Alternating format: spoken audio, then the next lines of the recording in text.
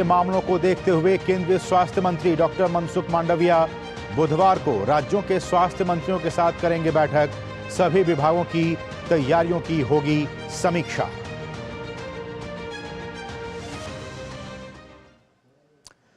और शुरुआत आज की सबसे महत्वपूर्ण खबर के साथ।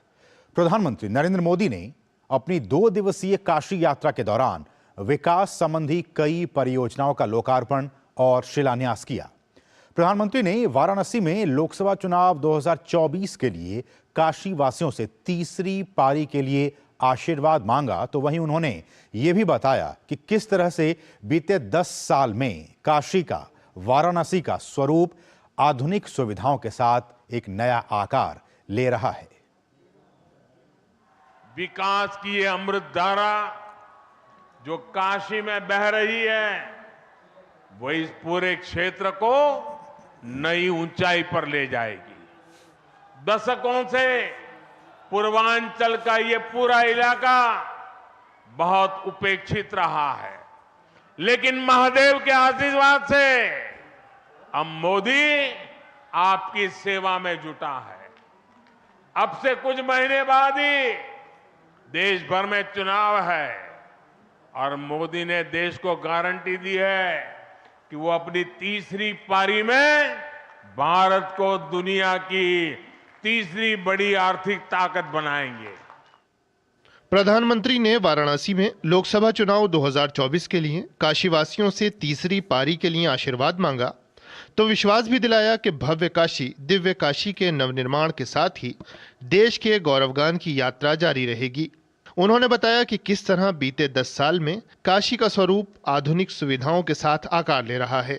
काशी विश्वनाथ धाम, सड़कों का चौड़ीकरण, स्वास्थ्य सुविधाओं में बढ़ोतरी, रेलवे कनेक्टिविटी, स्मार्ट होती काशी के लिए विकास की कड़ी में प्रधानमंत्री ने सोमवार को करीब 20,000 करोड़ रुपए की कुल 37 परियोजनाओं का लोकार्पण और शिलान्यास किया। इन परियोजनाओं में सड़क मार्ग चौड़ीकरण, पुल, विद्युत, पुलिस बैरक, हवाई अड्डे का आधुनिकीकरण, आवासीय योजनाएं, चित्रकूट में सोलर पार्क, मिर्जापुर का new petroleum terminal, trauma centre में क्रिटिकल केयर के लिए बेड की व्यवस्था और गंगा में 8 घाटों का पुनर्विकास शामिल है।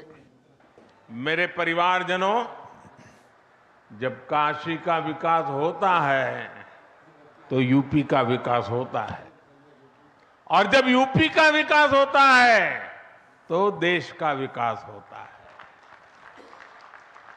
इसी भाव के साथ आज भी यहां करीब 20,000 करोड़ रुपए के विकास कार्यों का शिलान्यास और लोकार्पण हुआ है। काशी विश्वनाथ कॉरिडोर बनने के बाद से कुल 13 करोड़ पर्यटकों ने वाराणसी का रुख किया है। पर्यटकों की सुविधा के लिए पीएम ने यूनिफाइड दर्शक वेबसाइट का शुभारंभ किया। प्रधानमंत्री ने कहा कि ये रोजगार के साथ साथ विरासत को भी बढ़ावा दे रहा है। पीएम ने वाराणसी नई दिल्ली के बीच दूसरी वंदे भारत ट्रेन को हरी झंडी दिखाकर रवाना किया।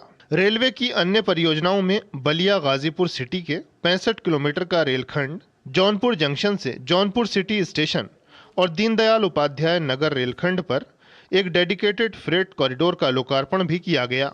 वहीं मऊ जिले के इंदारा दोहरीकरण गेज परिवर्तन का उद्घाटन भी किया गया। इसके अलावा 10,000वें लोकोमोटिव इंजन को भी लोकार्पित किया गया। आज बनारस रेल इंजन कारखाने में निर्मित 10,000वां इंजन का भी संचालन हुआ है। ये make in India, make for the world के प्रति हमारी प्रतिबद्धता को सशक्त करता है। प्रधानमंत्री मोदी ने काशी सांसद ज्ञान प्रतियोगिता 2024 का रजिस्ट्रेशन पोर्टल और लोगो भी लॉन्च किया। वहीं अमूल, बनास डेयरी दूध आपूर्तिकर्ताओं को 102 करोड़ रुपए के लाभांश को भी डिजिटली ट्रांसफर किया गया। वाराणसी में प्रधानमंत्री ने विकसित भारत संकल्प यात्रा के कार्यक्रम में भी हिस्सा लिया। उन्होंने सेवापुरी के बरकी ग्राम पंचायत में आयोजित कार्यक्रम में लाभार्थियों के अनुभवों को सुना और उनसे बातचीत की। प्रधानमंत्री ने लखपति महिला को सर्टिफिकेट भी वितरित किए। इसके अलावा उन्होंने विभिन्न प्रतियोगिताओं में हिस्सा लेने वाले छात्र छात्राओं को भी प्रमाण पत्र दिए। प्रधानमंत्री ने कहा कि विकसित भारत संकल्प यात्रा का सिर्फ एक ही मकसद है कि जन कल्याण की योजनाओं से कोई भी वंचित न रहे।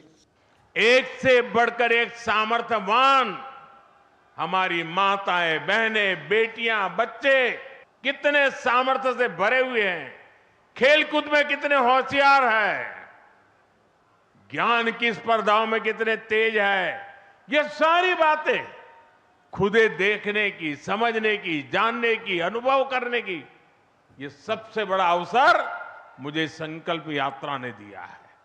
और इसलिए सार्वजनिक जीवन में काम करने वाले हर एक को मैं कहता हूं, ये विकसित भारत संकल्प यात्रा ये हम जैसे लोगों के लिए एजुकेशन की चलती फिरती यूनिवर्सिटी है।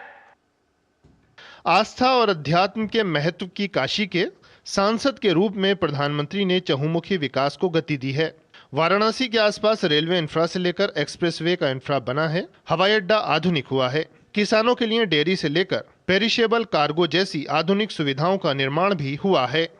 अजय, शैलेंद्र मिश्र, राजेश राज और हरिकेश बहादुर के साथ ब्यूरो रिपोर्ट, डीडी न्यूज। और वाराणसी के उमराहा में बने स्वरवेद महामंदिर का प्रधानमंत्री नरेंद्र मोदी ने लोकार्पण किया। 7 मंजिला ये मंदिर योग, साधना और आध्यात्म का एक बड़ा केंद्र है। यहां 20,000 लोग एक साथ बैठकर साधना कर सकते हैं। 64,000 वर्ग फीट में बनकर तैयार हुए इस मंदिर का निर्माण बीते 1 दशक से चला आ रहा था, जो कि अब पूरा हो चुका है। महामंदिर परिसर में सदगुरु सदाफल देव जी की सैंडस्टोन की प्रतिमा भी स्थापित होगी। सदाफल देव जी विहंगम योग के प्रणेता माने जाते हैं। प्रधानमंत्री ने महामंदिर की भव्यता की सराहना की और कहा कि काशी के नवनिर्माण में संतों का भी आशीर्वाद प्राप्त हुआ है।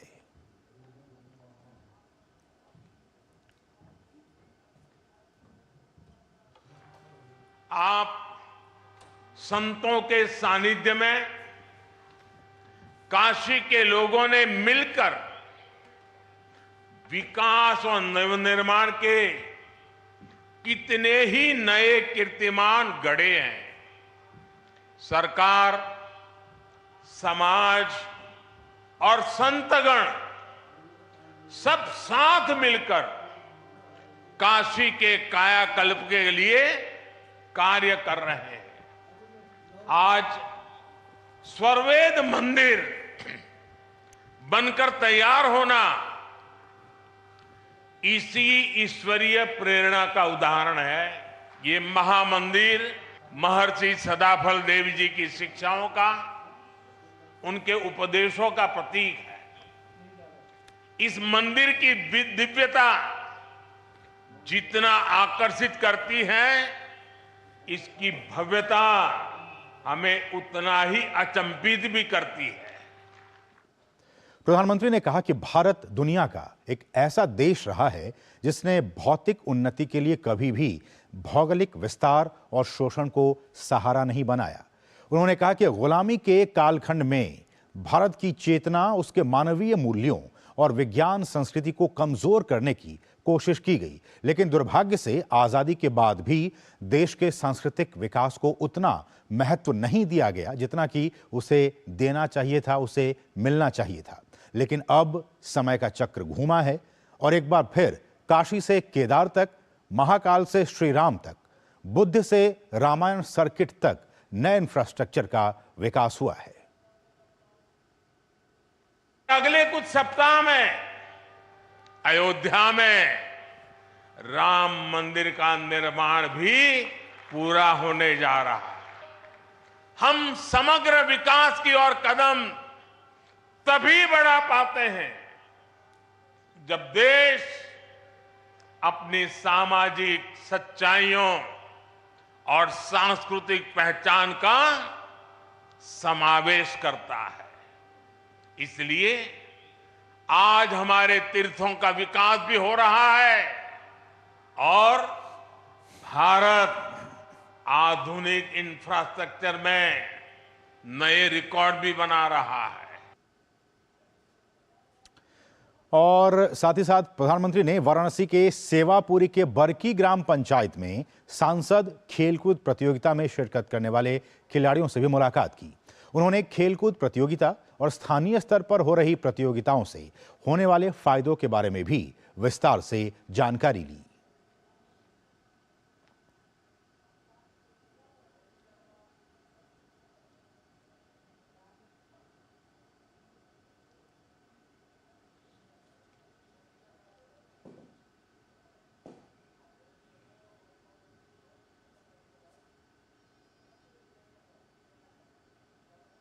और यहां रुकें एक और छोटे से ब्रेक के लिए। आप देखते रहिए डीडी न्यूज।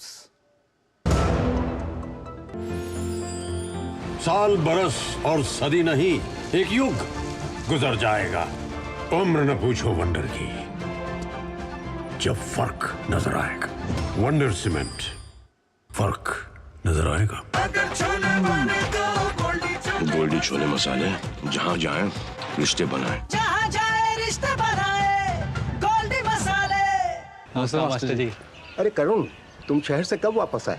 परसों आया मास्टर जी। माँ का बार बार फोन अच्छा आ रहा था। गिरधर, तुमने जो जानकारी दी उससे मेरे बेटे का काफी भला हुआ। Thank you sir. यार गिरी, तो पॉपुलर बन गया तू। पॉपुलर नहीं यार, डिस्ट्रीब्यूटर बन गया म्यूचुअल फंड्स का। मैं इन सभी की मदद करता हूँ, उनका भला होता है तो वो दुआ देते हैं। वाह यार। अगर आप भी मेरी तरह म्यूचुअल फंड्स डिस्ट्रीब्यूटर बनना चाहते हैं तो चाहिए mfdkareshuru.com पर। तो करें शुरू।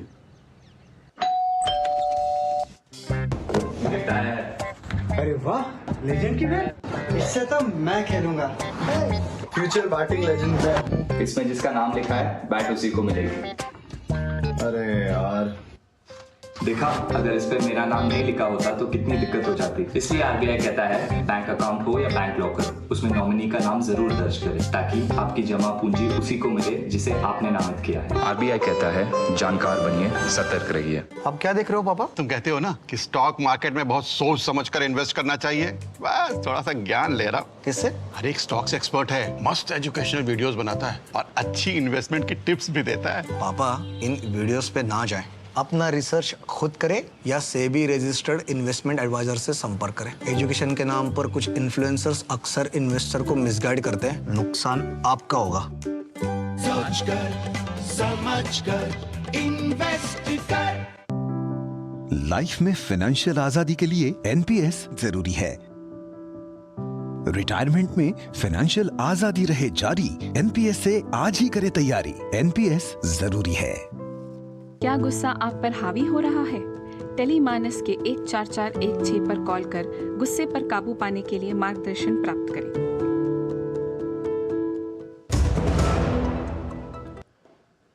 और ब्रेक के बाद आपका फिर से स्वागत है। प्रधानमंत्री नरेंद्र मोदी ने वाराणसी और दिल्ली के बीच चलने वाली वंदे भारत ट्रेन को हरी झंडी दिखाकर रवाना किया। वाराणसी और दिल्ली के बीच शुरू हुई वंदे भारत ट्रेन में महिला मुसाफिरों ने वंदे भारत ट्रेन के सफर को बहुत ही रोमांचक बताया। हमारे सहयोगी राजेश राज के साथ बातचीत में और क्या कुछ कहा महिला मुसाफिरों ने, आइए आपको दिखाते हैं। वाराणसी से Delhi Vande Bharat semi high speed train में डीडी न्यूज़ की टीम अभी सफ़र कर रही है और हमारे साथ ढेर सारे मुसाफिर जिनसे हम आपको रूबरू कराने की कोशिश करेंगे। कैसा लग रहा है, कितना बड़ा रोमांच है इस ट्रेन से सफ़र करना? काशी विश्वनाथ की नगरी जो है वाराणसी से आप देश की राजधानी सफ़र कर रही हैं, कितना बड़ा रोमांच है? मैं मूलतः दिल्ली से ही हूँ, but travelling in this train is a whole new experience. अभी मैंने थोड़ा टाइम पहले वंदे भारत भोपाल से दिल्ली की जर्नी की थी महाकालेश्वर से। अब काशी आना हुआ महाकाल के ही दर्शन करने फिर से वंदे भारत में, तो मेरे लिए बहुत अच्छा एक्सपीरियंस है। 2 धार्मिक स्थलों को ये ट्रेन जोड़ेगी। जो श्रद्धालु पर्यटक यहाँ आएंगे उनके लिए कितना बड़ा राहत का ये पैगाम है? सर, बहुत ज़्यादा राहत का पैगाम है क्योंकि ये ट्रेन उन प्लेसेस को कनेक्ट कर रही है उन श्रद्धालुओं के लिए, और इतनी फास्ट स्पीड पे सबसे बड़ी बात है। तो अब उनको, जैसा उन्होंने बोला कि जैसे अब उनको फ्लाइट की ज़रूरत नहीं है, इतना अच्छा इंफ्रास्ट्रक्चर अगर उन्हें ट्रेन में मिल रहा है, इतनी अच्छी सुविधाएं, इतने क्लीन वॉशरूम्स, इतना अच्छा खाना, इतनी कंफर्टेबल सीट्स जहाँ पे मतलब हर एज ग्रुप के लोग कंफर्टेबली ट्रैवल कर सकते हैं। इस ट्रेन के बाद लगता है कि बुलेट ट्रेन का सपना भी साकार हो। हाँ जी, बिल्कुल सपना साकार होगा, जैसे वंदे भारत का सपना साकार हुआ।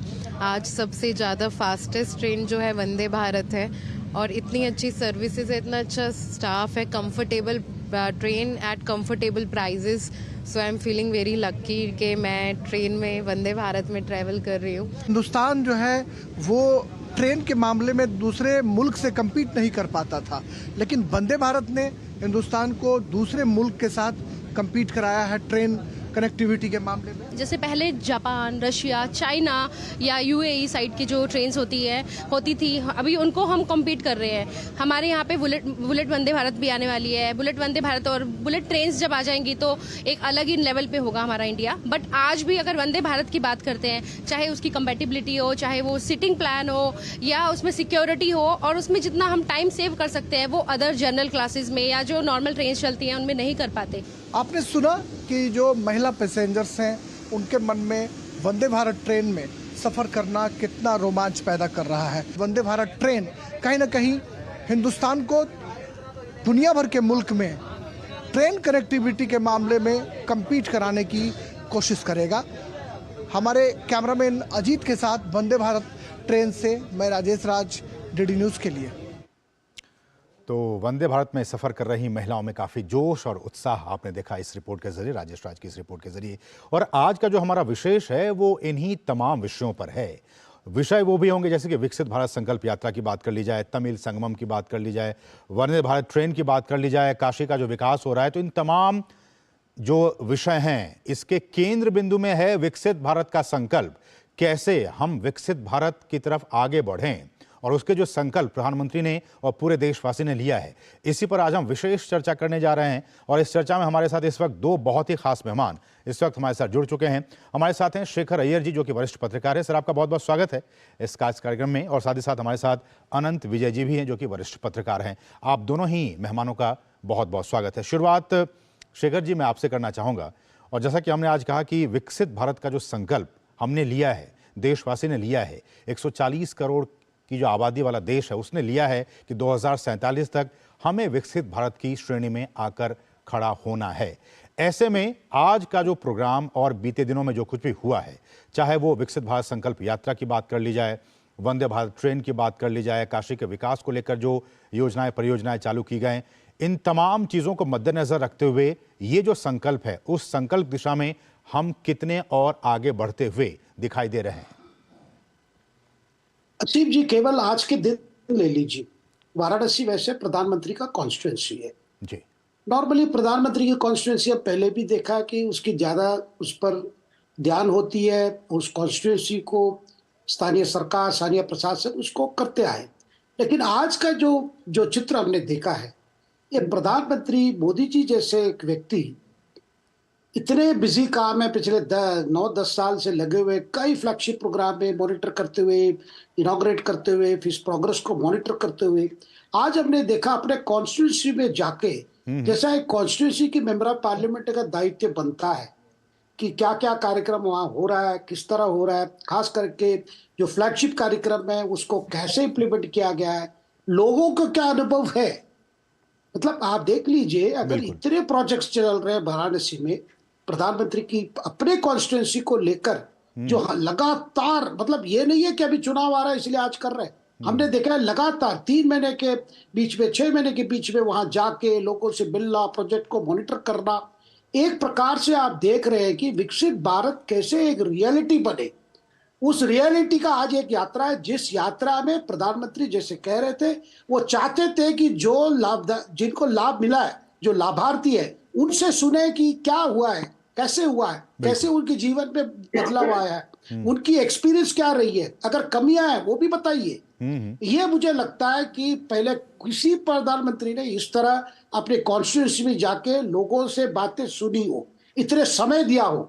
बिल्कुल। और साथ साथ में ऐसा नहीं है कि केवल अपने कॉन्स्टिट्यूंसी की ध्यान दे रहे, मतलब पूरा जितना पूरे हमारे कंट्री के जितने भी पिछले इलाके हैं वहाँ क्या प्रोजेक्ट हो रहा है, कैसे चल रहा है, क्या पीछे रह गया, क्या छूट गया है। और इस विकसित भारत का एक ही उद्देश्य है कि कोई छूट ना जाए, कोई पीछे रह ना जाए। ये मुझे लगता है बहुत खास, इस कार्यक्रम का बहुत बड़ा जो खास चीज है यही है। बिल्कुल। ऐसे में अनंत जी, जब प्रधानमंत्री इस बात को दोहराते हैं कि जो विकसित भारत संकल्प यात्रा वो मेरे लिए एक एग्जाम है, वो एक परीक्षा है, और इसमें जो जनता के अनुभव होंगे वो ही हमारे लिए उसका आंसर होगा कि किस तरह से जनता तक वो तमाम योजनाएं पहुंच रही हैं या फिर नहीं, उससे वो लाभ ले पा रहे हैं या फिर नहीं। आपकी प्रतिक्रिया।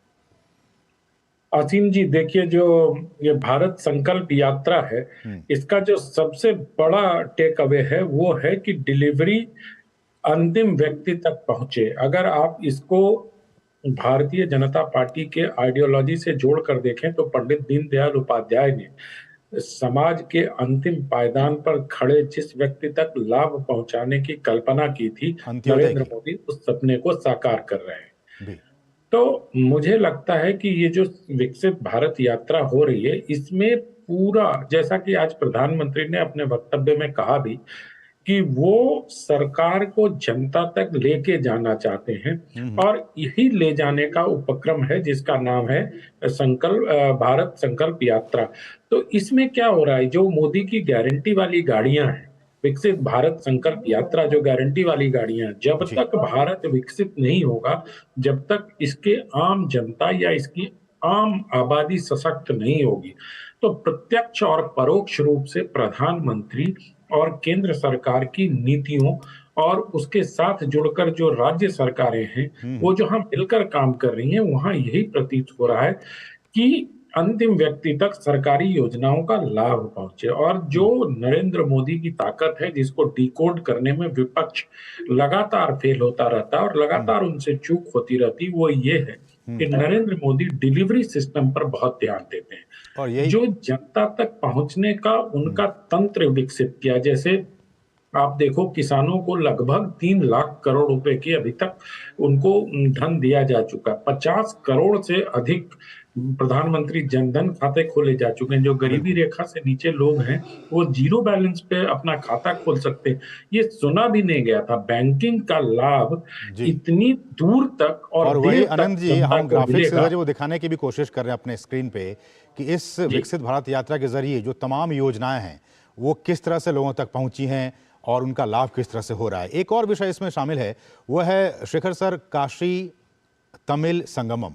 हम जानते हैं कि प्रधानमंत्री ने जो कल संबोधित किया और प्रधानमंत्री ने कहा कि ये जो संगमम है वो एक भारत श्रेष्ठ भारत की भावना को मजबूती प्रदान करता है। आपकी प्रतिक्रिया इस पर? बिल्कुल, देखिए, इस पे बड़ी कोशिश यही है बताने के लिए कि भाषा अलग हो सकते हैं लेकिन हमारी संस्कृति एक है, हमारे विचार अलग हो सकते हैं लेकिन जिस संस्कृति से हम जुड़े हुए हैं, वो जो जुड़े हुए चीजों को लोगों को बताना। देखिए, ये तो सेकंड एडिशन है, पहला एडिशन पिछले साल हुआ था। तमिलनाडु से बहुत लोग आए थे, देखे पहली बार उत्तर भारत को, काशी को पहली बार देख रहे कई लोग हैं। वैसे भी आप देखिए, काशी के लोगों के लिए भी वो भी जान पा रहे हैं कि काशी सबसे पुराना शहर माना जाता है दुनिया में। वहां पे मतलब कई पीढ़ी यहाँ आके गए, पूरे भारत के अनेक कोनों से। और तमिलनाडु और बनारस का जो रिश्ता रहा है, बहुत पुराना रिश्ता है, हजारों सालों का। वो पुनर् ये हो रहा है, लोग आके देख रहे हैं कि, लेकिन सर इसके बारे में इतिहास में लोगों को कम ही जानकारी दी गई। नहीं, जानकारी देती है और साथ साथ में एक बड़ी काम कर रही है शिव जी, मैं बताना चाहता हूँ जी, लगातार कुछ अलग बात ताकतें हैं, मेरे दक्षिण भारत में भी है, जो ये कोशिश बार बार करते हैं, भाई हमारी अलग है, हम कुछ भारत के जो अन्य हैं उससे संबंध नहीं है, कभी हिंदी पर विवाद, कभी संस्कृत पे विवाद। ये जो कोशिश हो रही है उसको नकारने का ये एक बड़ा कार्यक्रम भी है, क्योंकि जब लोग आके देखते हैं कि तमिल भाषा को लेकर, तमिल संस्कृति को लेकर, तमिल संगीत को लेकर, और ये सारे जब उत्तर भारत की इसकी प्रशंसा हो रही है, समझने की कोशिश हो रही है, एक प्रकार से एक संवाद शुरू हुआ है। ये संवाद दोनों तरफ से हो रहा है, जिससे जो हमारे युवा हैं जो भड़क जाते हैं कभी कभी राजनीतिक कारण से, कुछ राजनीतिक पार्टीज जो विवाद बीच बीच में खड़ा करते हैं, ये दिखाने का भाई हम अलग है, भारत एक नहीं है, दक्षिण भारत अलग है, वो तो पॉलिटिकल गेन लेना चाह रहे हैं, लेकिन बिल्कुल आपने सही कहा कि विफल हो जाएगा इस तरह की कार्यक्रम से। बिल्कुल, वो पॉलिटिकल गेन कुछ पार्टियां लेना चाहती हैं, लेकिन साफ तौर पे ये दिख रहा है कि ये एक भारत श्रेष्ठ भारत की जो भावना है उसको साकार करता हुआ दिख रहा है, क्योंकि इसमें बहुत से लोग लगातार शामिल हुए हैं दूसरे संस्करण में। आनंद जी, ऐसे में एक सवाल आपसे भी है कि प्रधानमंत्री ने यह भी कहा कि इस एक साल के दौरान बहुत सारे कार्यक्रम हुए हैं, न सिर्फ काशी में बल्कि तमिल में भी, और उन्होंने कहा कि इस बात का ये प्रमाण है कि तमिलनाडु के साथ जो काशी का रिश्ता है वो न सिर्फ भावनात्मक है बल्कि रचनात्मक भी है। मैं इसी में बस एक चीज जोड़ना चाहूंगा कि सिर्फ कार्यक्रम नहीं हो रहे हैं बल्कि कुछ ठोस योजनाएं भी चलाई जा रही है। आपको असीम जी मैं बताऊं कि काशी हिंदू विश्वविद्यालय में राष्ट्र कवि सुब्रमण्यम भारती के नाम से एक चेयर भी स्थापित किया गया है और वहां उनकी रचनाओं पर लगातार न केवल शोध किया जा रहा है बल्कि उनको भारत और विश्व के अन्य कवियों और लेखकों के समकक्ष रखकर उनकी रचनाओं पर शोध किया जा रहा है। तो ये कुछ ठोस कार्य है और अगर आप इसको नई राष्ट्रीय शिक्षा नीति से जोड़कर देखें तो जिस प्रकार से भारतीय भाषाओं के उन्नयन और प्रोन्नयन की बात हो रही है तो वहां बीएचयू में बैठा व्यक्ति भी, बीएचयू में बैठा छात्र भी काशी में बैठकर तमिल में पढ़ाई कर सकता है, पटना में बैठकर तमिल की पढ़ाई कर सकता है, केरल में बैठकर मतलब हिंदी में पढ़ाई कर सकता है। तो ये जो राष्ट्रीय शिक्षा नीति का सोच है उस सोच को सप्लीमेंट करने के लिए इस तरह की योजनाएं और काशी में और तमिलनाडु में तो बड़ा ही पुराना और ऐतिहासिक रिश्ता रहा है। काशी में अगर आप जाइए तो काशी एक ऐसी जगह है जहां पूरा भारत आपको दिखाई देता है।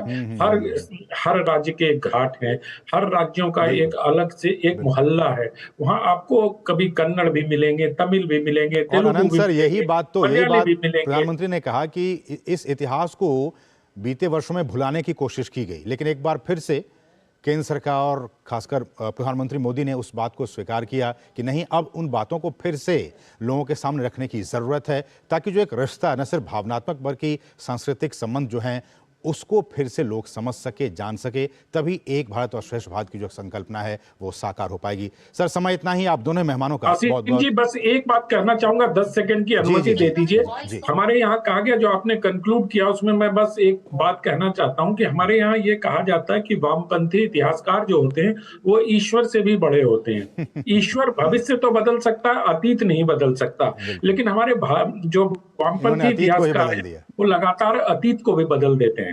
चलिए चलिए, बहुत बहुत शुक्रिया सर, समय इतना ही है। शेखर सर आपका बहुत बहुत शुक्रिया, आनंद जी आपका बहुत बहुत शुक्रिया। आप दोनों मेहमानों का हमारे साथ जोड़ने के लिए इस खास कार्यक्रम में बहुत बहुत शुक्रिया। बढ़ेंगे आगे और यहाँ रुकेंगे एक और छोटे से ब्रेक के लिए। आप देखते रहिए डीडी न्यूज़।